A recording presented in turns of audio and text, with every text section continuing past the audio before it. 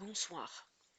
Je voulais faire une vidéo plutôt rapide ce soir sur un sujet qui m'a interpellée. J'ai trouvé récemment des informations à propos de l'assassinat du président Kennedy, John Fitzgerald Kennedy, JFK. Et dans la presse, c'est un éditeur qui s'appelle Contre-Culture, avec chaque fois un K au lieu du C. Je vous mettrai cela en référence en dessous dans la description. N'oubliez pas de vous abonner, de mettre des pouces bleus, faire des commentaires, merci. Et donc, il y a eu un article sur Réseau International par l'auteur du livre, Laurent Guyeno. Alors, je n'ai aucun lien avec lui, il ne m'a pas demandé de faire cette vidéo, mais son livre n'est pas connu et pourtant il est exceptionnel, parce qu'il parle d'une autre possibilité sur les possibles meurtriers ou commanditaires du meurtre du président Kennedy en novembre 1963 à Dallas. Donc, vous savez qu'il y a la fausse théorie, celle du tireur isolé Lee Harvey Oswald, qui aurait tiré une seule balle et Kennedy serait mort par cette balle miraculeuse qui aurait traversé 8 fois son corps. Et cet homme, Lee Harvey Oswald, a été assassiné après cela par un certain Jack Rubinstein, un propriétaire de boîte de nuit lié à la mafia juive de Meyer-Lansky. Donc, vous connaissez le film JFK de Oliver Stone, qui, selon les recherches de Jim Harrison, c'est un procureur de la Nouvelle-Orléans, qui avait fait beaucoup de recherches. Et Oliver Stone s'est basé sur Jim Harrison. Je vous mettrai toutes les références en bas, ne vous inquiétez pas. Et vous pouvez mettre ça dans Google Translate pour passer de l'anglais au français ou dans la langue que vous voulez. Et JFK, le film de Oliver Stone, montre que cette théorie de la balle isolée, du tireur isolé et du fait qu'une seule balle n'ait été tirée, c'est la thèse officielle, elle est complètement fausse, elle ne tient pas debout. Il y a aussi la deuxième thèse, que c'est quelque chose de beaucoup plus complexe, le meurtre du président Kennedy, où la mafia aurait été impliquée dedans, la CIA, le FBI, Lyndon Johnson. Mais Laurent Guyeno, dans son livre Qui a maudit les Kennedy, donc c'est chez Contre-Culture, et je me base sur d'autres bouquins et je vous mettrai tous les liens. euh, Ça, lui, il pense, et je le pense aussi, que cette thèse euh, de la mafia et de la CIA, c'est aussi une seconde diversion par rapport à la thèse officielle. C'est-à-dire que ce serait de l'opposition contrôlée. Puisque les gens ne veulent pas croire, ne croient pas à la thèse officielle, on va leur proposer une deuxième thèse officielle qui est euh, un peu vraie, un peu fausse, qui est plus satisfaisante, qui a l'air plus réaliste, mais qui est un masque euh, derrière un masque. Et il y a un troisième élément dans l'assassinat de Kennedy. Moi, j'avais entendu parler d'un d'un Corse payé par la mafia. On a parlé de Cubains, la petite collinette verte, la voiture ralentit près de cette petite, c'est un monticule, ce qu'on appelle en anglais le grassy knoll. Il y aurait eu des Cubains. Moi, j'ai entendu parler d'un tireur corse. Il y a un Français en prison qui en a parlé. Il y a eu beaucoup de propositions. Moi, j'ai toujours cru, ça c'est personnel, que assassiner un président des États-Unis, c'était beaucoup trop gros pour la mafia, toute seule. J'ai jamais cru que la mafia américaine ou italienne ou corse oserait faire un coup pareil, assassiner le président du pays le plus puissant du monde. Parce que je pense qu'à ce moment-là, le FBI et la CIA auraient arrêté la mafia. Donc, il faut savoir que à l'époque de l'assassinat de Kennedy, il y avait une CIA dans la CIA. Et il y a un type qui était le deuxième de la CIA et qui avait sa propre caisse noire et qui dirigeait le contre-espionnage. Ce bonhomme s'appelait James, Jesus, comme Jésus, parce qu'il avait Jesus, parce qu'il avait une mère mexicaine, Angleton, comme le début du mot angle en anglais. Et ce James Angleton, il a été impliqué dans l'affaire Gladio, amené plus de terrorisme en Italie, et c'est un type qui s'est fait berner par l'espion britannique, l'espion à deux visages, Kim Philby. Moi, j'avais entendu parler de Angleton par rapport à un livre sur Kim Philby très très intéressant qui avait été écrit par Ben McIntyre. J'avais lu ce livre sur Kim Philby et Kim Philby a roulé, a très bien manipulé James Angleton. Et Kim Philby travaillait pour le compte de l'Union soviétique et c'est un héros de l'Union soviétique.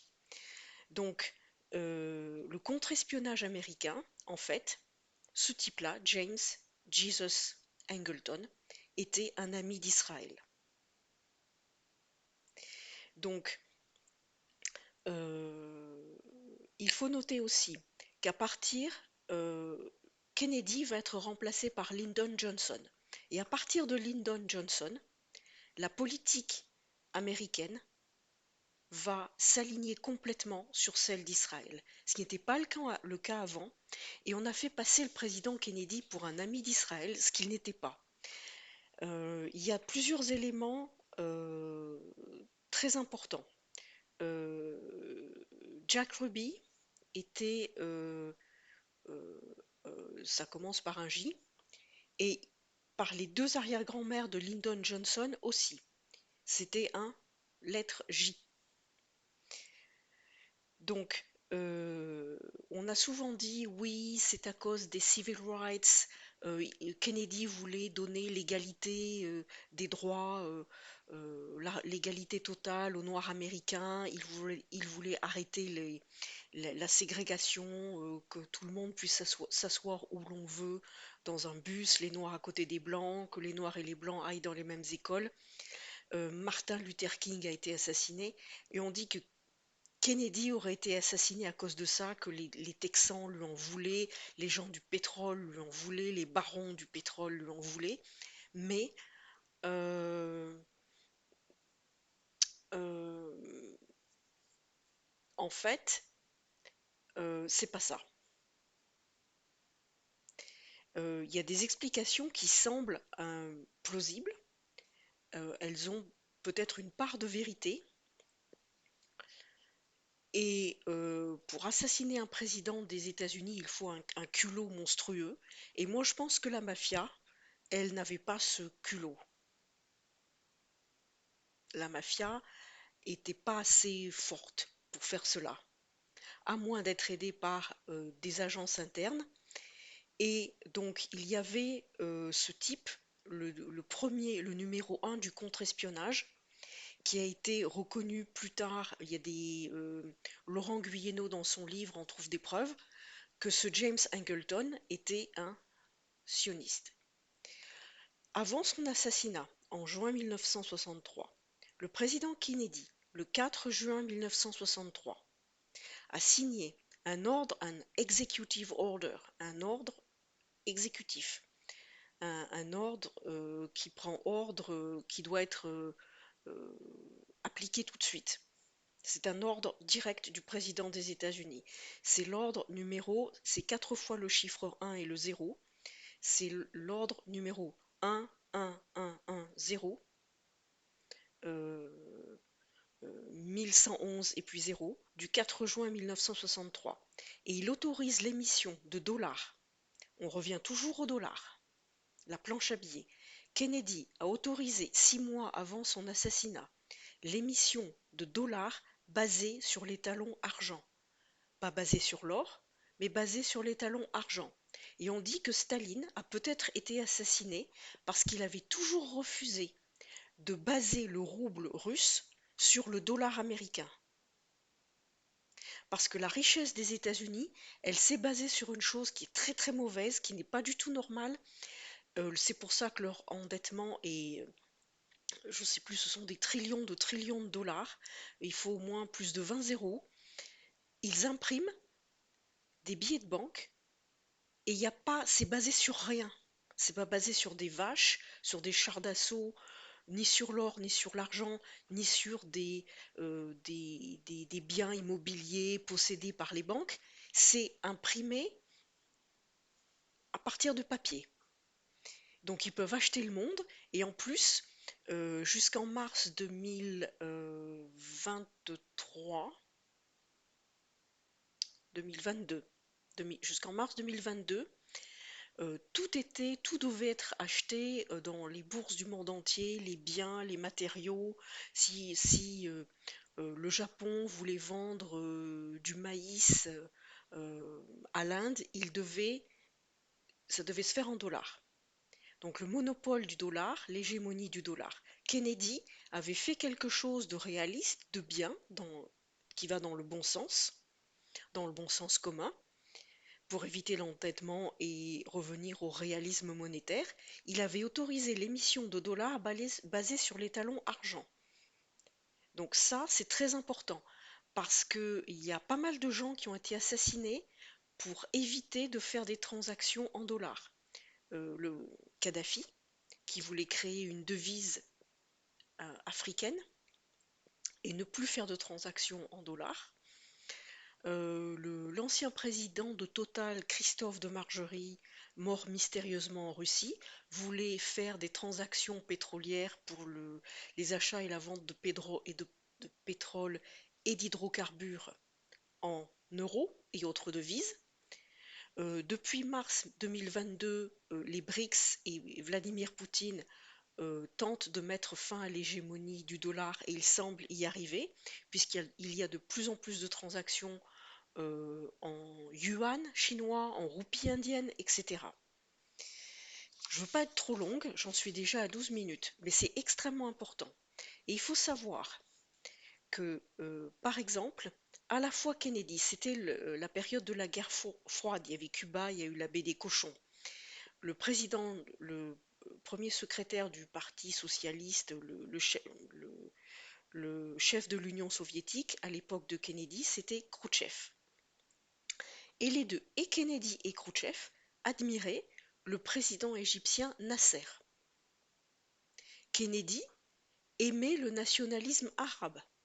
Il avait même parlé contre la France, mais il a pris aussi des actions, il détestait De Gaulle.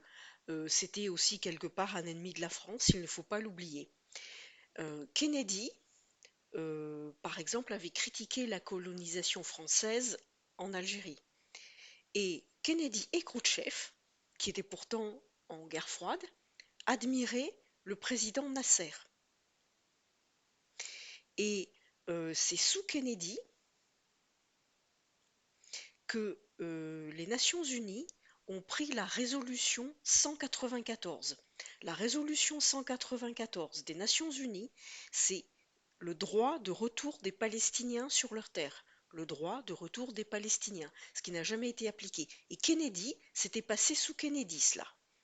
Et il faut voir le dernier discours, je vous le mettrai aussi en lien, le dernier discours du président Kennedy à l'Assemblée générale des Nations Unies. Moi, j'ai rien à redire à son discours, c'est un discours qui est juste. Kennedy n'était pas pro-israélien. Le président John Fitzgerald Kennedy, assassiné à Dallas, n'était pas un sioniste. Pas du tout, même si certains ont voulu le faire croire. Je rappelle aussi l'incident grave en 1961 d'un navire américain, le USS Liberty. Je vous mettrai toutes ces références. Le USS Liberty, des marins américains ont été assassinés à bord de leur navire. À bord, c'était en mer Rouge ou dans le golfe Persique, pas très loin des côtes israéliennes. Le USS Liberty, des marins américains ont été assassinés par la marine, l'aviation et l'armée israélienne. Il y a un soldat, un marin américain qui a survécu et qui a écrit des choses très très sérieuses là-dessus. et qui a dit que si on n'arrête pas ça, ça nous détruira tous. Il faut noter ce qui est très très grave, et on va parler d'un petit pays qui a une telle arrogance, mais ce qui est très très grave, c'est qu'il y a tellement de liens entre les États-Unis et le pays qui commence par la lettre I, au Proche-Orient, créé en 1948, notamment par David Ben Gourion, mais pas que lui, pour ce qui s'est passé sur le USS Liberty en 1961, les États-Unis n'ont jamais puni I. Les États-Unis ne se sont pas vengés. Et ça serait très très grave que la première puissance mondiale de l'époque n'ait pas osé demander des comptes à un tout petit pays. Alors qui contrôle qui? Euh, Aussi au Moyen-Orient. Le Moyen-Orient, pourquoi il fallait déstabiliser le Moyen-Orient et soutenir un seul pays contre tous ses voisins? Parce que par leur admiration mutuelle pour le président égyptien Nasser, c'était un moyen de dégeler, le Moyen-Orient, c'était un terrain de dégel entre les deux grands, entre l'Union soviétique, le RSS, et les États-Unis. Parce que Kennedy et Khrouchtchev, par rapport à Nasser, et l'anticolonialisme, les nationalismes arabes, ils avaient un point d'entente, ils avaient un point commun. Ils étaient dans le même bateau, Kennedy et Khrouchtchev, par rapport au Moyen-Orient. Grâce à l'Égypte, l'Union soviétique, Khrouchtchev et les États-Unis, Kennedy, auraient pu s'entendre et faire un accord pour ne pas soutenir, pour isoler ce petit pays qui commence par I. Et par exemple, la CIA, par le biais de James Angleton, la CIA, par rapport avant la guerre des 6 jours, a fourni toutes les photos des avions égyptiens qui étaient au sol des bases de l'armée égyptienne à Israël. Donc la CIA, qui est censée défendre les intérêts des États-Unis, protéger les États-Unis avec leur constitution, les pères fondateurs, le pays de la démocratie, de la liberté, le pays le plus libre du monde, le justicier du monde. Ils sont les chefs de plein d'institutions américaines, n'ont jamais demandé de compte à Israël et ils ont même aidé pendant la guerre des 6 jours. Ça, c'est après la mort de Kennedy. C'est en 1967. Imaginez, si Kennedy n'avait pas été assassiné, il n'y aurait pas eu de guerre des 6 jours. Il n'y aurait pas eu d'expansion de colonialisme continu d'Israël. Il n'y aurait pas eu ces 200 milliards de dollars sur une période de 20 ans. Il y a des gens qui ont fait des calculs là-dessus. Il n'y aurait pas eu tous ces milliards de dollars filés gratos, donnés gratuitement à Israël.